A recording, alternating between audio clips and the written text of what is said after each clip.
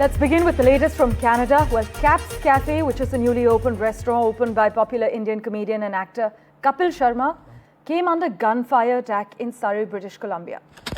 According to the Royal Canadian Mounted Police, at least 8 shots were fired at the cafe, and police officials say the motive has not yet been determined. Meanwhile, Harjeet Singh Laddi, an operative of the banned terror group Babbar Khalsa International and one of India's most wanted men, listed by the National Investigation Agency, has claimed responsibility for this attack in a social media post. But for the latest details, let's go right across to my colleague Maha Siddiqui, who joins us live from Surrey at the moment. Maha, take us through the latest details that have emerged. Parmeshwar, I'm standing at the 120th Street, which is where Kapil Sharma, the comedian, has foraged into his new venture. In fact, a new business entirely, that of running restaurants. This was the restaurant that already had a soft launch. It's called Cap Café. And this is in Surrey in Canada. As you can see, the notice here says it's open because technically it was supposed to open and the soft launch had already happened. But the incident that has taken place early this morning at 1:50 a.m. is what Surrey police says is when they received a call saying that there has been a shooting outside this restaurant is when, in fact, the Surrey police came and started investigating the matter. I'll just give you a peek inside the cafe. As you can see, it's all done up beautifully in white and pink. And that is one of the reasons that it was gaining a lot of traction, not just because of the brand that Kapil Sharma himself is, but also because of the kind of decor. And now I'll take you to the alley just behind this restaurant. It is actually here, and this is across the street. If you can just see that side of the road. Across the street is where the assailants seem to have come in a car and fired 8 rounds. And this caused damage to the property. And I'll just show you the glass shards that are lying over here. You can see the damaged property over here of Cap Cafe. The complete glass on one side has been shattered. 2 other pieces of, 2 other sets of windows have also been damaged.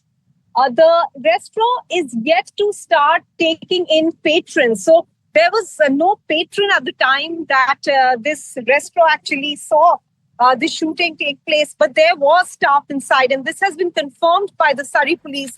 They said that the staff was inside this place, and I'll give you a sneak peek from here, where you can see how this establishment actually looks like.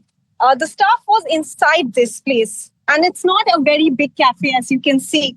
I don't know if you can make out that this is not a huge cafe.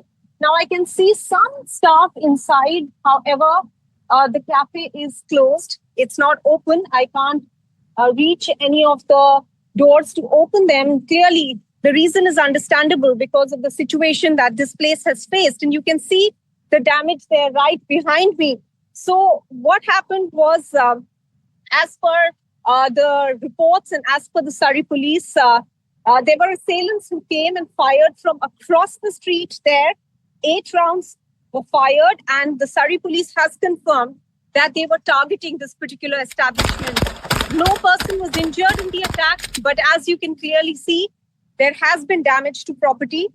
And this, though the Surrey police say that is being investigated, the matter is being investigated now by their frontline investigation support team to find out the motive of the attack and also to check and see whether this particular incident could be related to any incident in the past as well, any shootout or cases of extortion that have been reported from this area, especially amongst the business community. And while they say that they have not zeroed in on any suspect as of now, reports from India are suggesting that there could be a hand of Babbar Khalsa International in this. Meanwhile, let me also point out that this has been a concern in especially this area of Surrey, where there is a large South Asian community, that people have received, especially the businessmen, have received threat calls, extortion calls. So much so that the premier of of British Columbia, David Eby, had said that he's going to write to Prime Minister Mark Carney, asking him to look into this issue.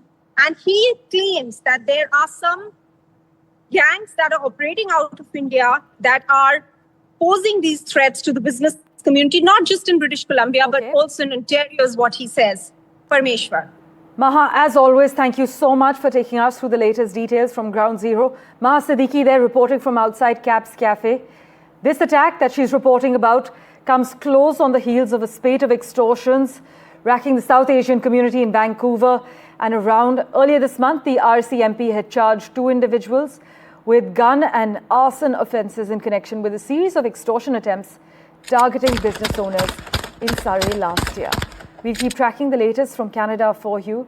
And staying with updates from there, let me also tell you that the US President Donald Trump has announced a 35% tariff on Canadian imports starting the 1st of August, citing that Ottawa had retaliated with tariffs against Washington.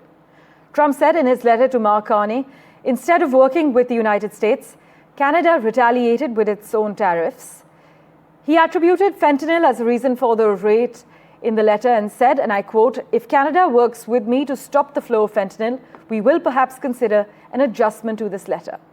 But the 35% tariffs will be separate from all sectoral tariffs, Trump has said, threatening that the duty might be increased if Canada continues to retaliate.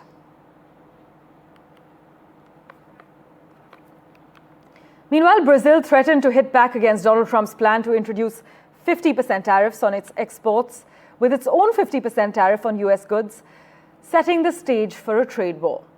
Brazil could appeal to the World Trade Organization, propose international investigations and demand explanations, Lula has suggested. But the main thing is the reciprocity law passed by Congress, he told Record, referring to recent legislation designed to defend Latin America's largest economy from tariff attacks.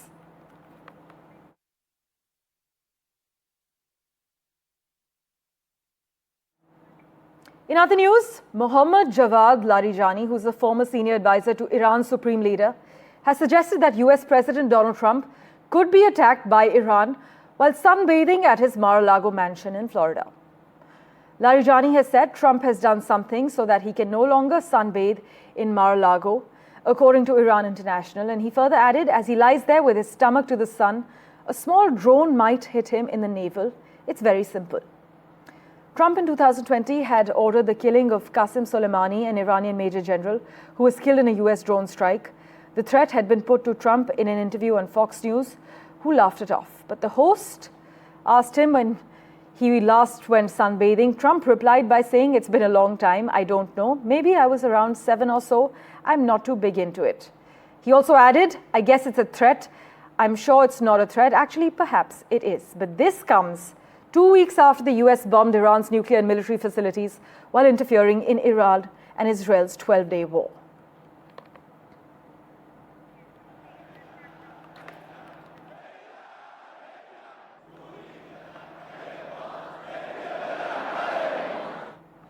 Meanwhile, Israeli Prime Minister Benjamin Netanyahu says he's hopeful of a hostage deal and it could happen in the coming days, but he's not backing down. Speaking in Washington, Netanyahu said Israel is ready for a permanent ceasefire in Gaza, but only if Hamas surrenders its weapons and control of the territory. If talks fail, Netanyahu warned, we'll achieve our goals any other way by force. However, as pressure keeps on simmering, the path to peace and victory continues to remain uncertain. Listen in to Netanyahu's remarks.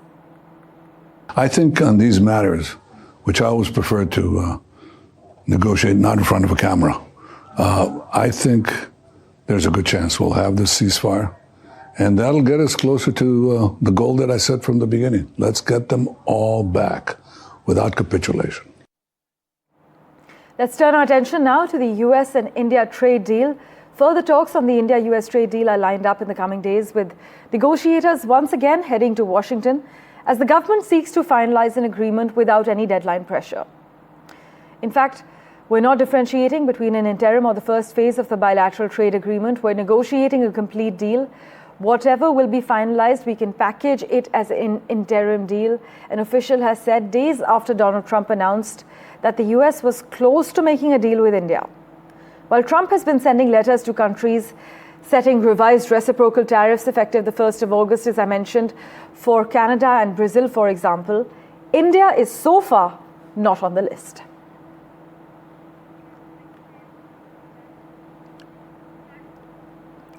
Let's turn our attention now to our neighborhood, to Nepal, where rescue efforts continue to evacuate people stranded in flood-hit areas after monsoon rains triggered a river flood in Rasuwa district that left 9 people dead and nearly 20 missing.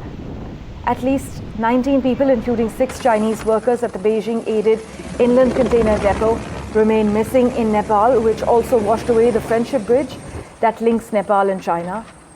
Trekkers, meanwhile, were seen navigating alternative routes as residents were seen unloading cargo from their damaged vehicles that were affected by the floods. But you know, the June-September monsoon causes massive floods and landslides in Nepal, which officials and experts say is vulnerable to effects of climate change, like extreme weather patterns, inconsistent rainfall, flash floods, as you can see on your screens, landslides, and glacial lake outburst floods too. In further updates from the neighborhood, Bangladesh witnessed over 2,400 incidents of communal violence over a span of 330 days from the 4th of August last year, when political unrest peaked, leading to the ouster of Prime Minister Sheikh Hasina's Awami League government, a minority advocacy group in the country has said. The minority communities faced 2,442 incidents of communal violence over a span of 330 days from the 4th of August 2024. This is what they've said.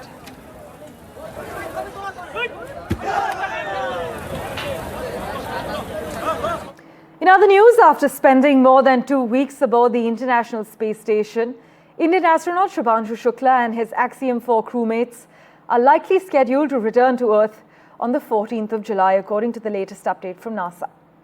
Pallav Bagla has the lowdown, but first, listen to what NASA had to say in its latest remarks. Of course, we're working with the station program, watching the Axiom 4 mission, carefully. Obviously, we need to undock that mission. I think the current targeted time is to undock around the 14th of July after the high beta period.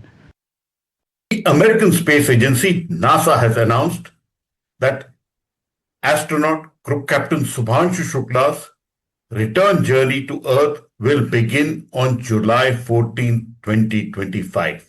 Group Captain Shukla will undock from the International Space Station, then using the Crew Dragon named Grace by him, he will return to Earth and finally have a splashdown near the coast of California.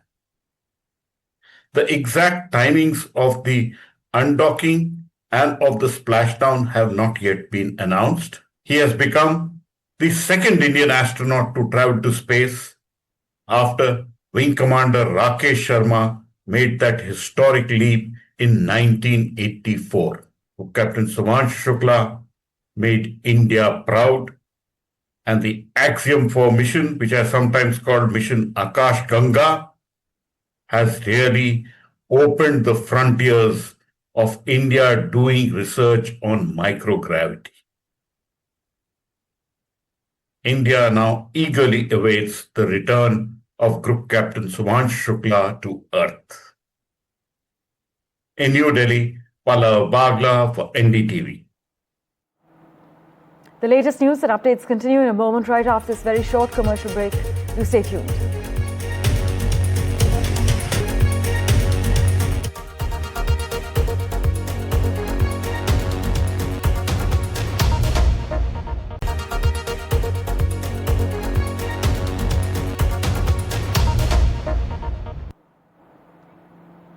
Welcome back.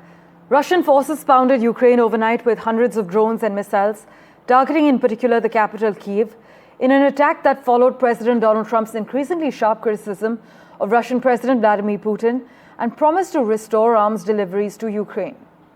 But the sound of low-flying drones and explosions from air defense systems could be heard for hours in sections of the capital as residents fled to the safety of subway stations, underground car garages, and what they hoped was safe spaces within their own homes.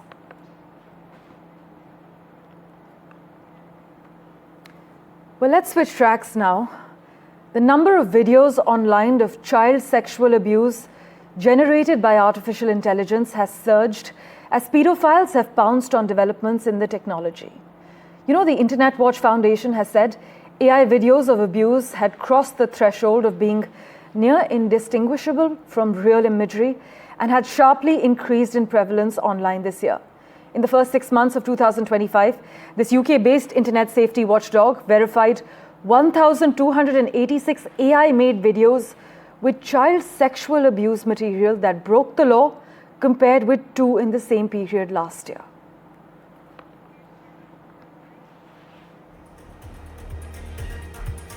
Meanwhile, the UK and France agreed a deal aimed at curbing illegal crossings by boat.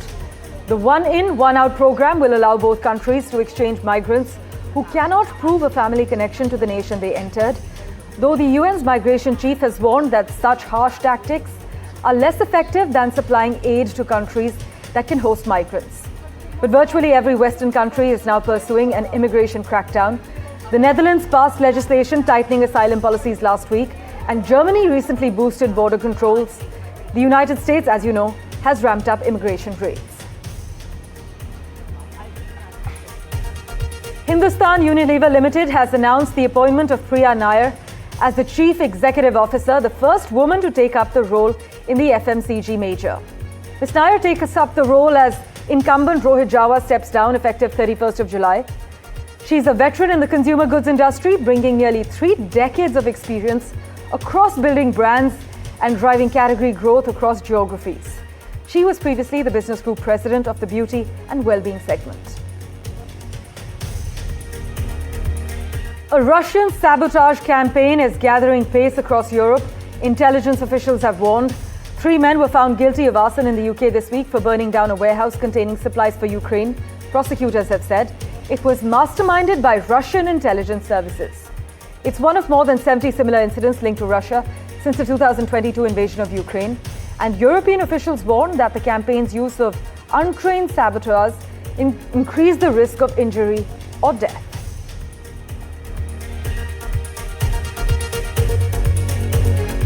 The US government will invest in the country's largest miner of rare earths as Washington looks to reduce its reliance on China in the critical sector.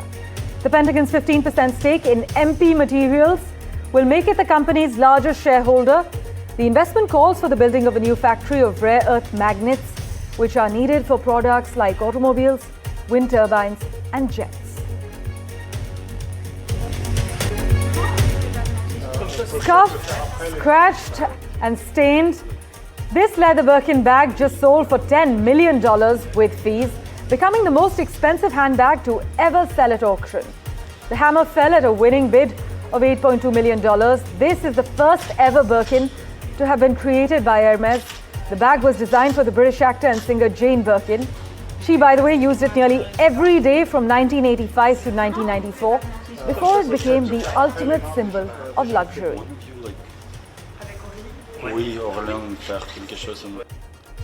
2 months after its last one, Bitcoin has once again hit an all-time high, crossing the $112,000 mark around 12:30 Eastern Time before reaching $113,804.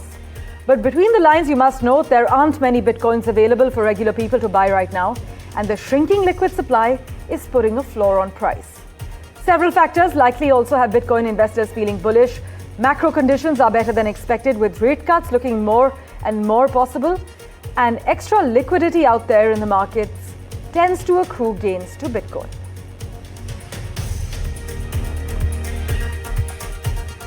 And Garry Kasparov's Vishy's children are on the loose statement is most talked about in the chess world. India has given the world the youngest chess world champion in Gukesh. A 3-year-old is now in 5 rankings, and a 9-year-old is drawing massive praise for holding the 5-time chess world champion to draw in blitz format. Here's how Vishy's children are dominating world chess.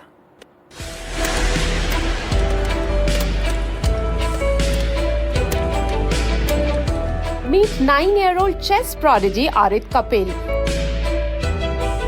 the boy who nearly beat Magnus Carlsen a couple of weeks ago.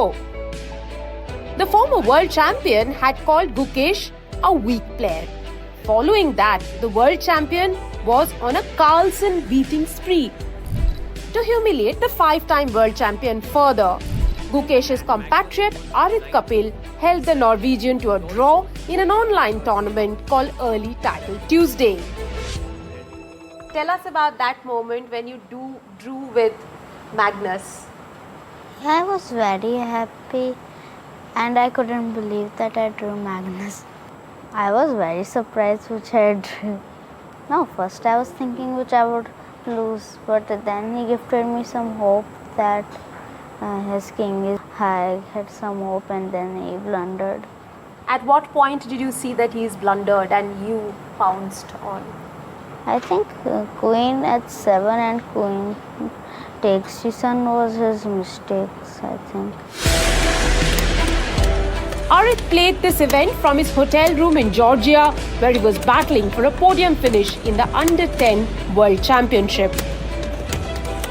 It could be a defining moment for him as far as the future is concerned. Magnus Carlsen hates losing the most.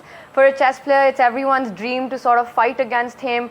A career-defining moment really for chess players. And I think it comes down to one man, to Vishy Anand, really, everything that he did. I mean, he was India's first world champion. With 85 grandmasters, India is 5th in the world. And the growth of the ecosystem is credited to one man, OG of Indian chess, Vishwanathan Anand. I think it was such a big part of his vision that there shouldn't just be one standout player, to have this golden generation which has been built on Anand's shoulders, because जब वो खेल रहे थे तब कोई India के लिए chess roadmap नहीं था. He kind of paved that path himself. We have the youngest world champion from India, yes, Gukesh at 18 becoming the world champion. I think Garry Kasparov, he summed it up the best, where he said that Vishy's children are on the loose. So will an Indian challenge Gukesh in the next World Championship? I will not be surprised, Rika, at all. I mean, Prague looks like he's all set to make it to the candidates already. Vishy's children, for now, are enjoying the tag of giant killers. In New Delhi, Rika Roy for NDTV.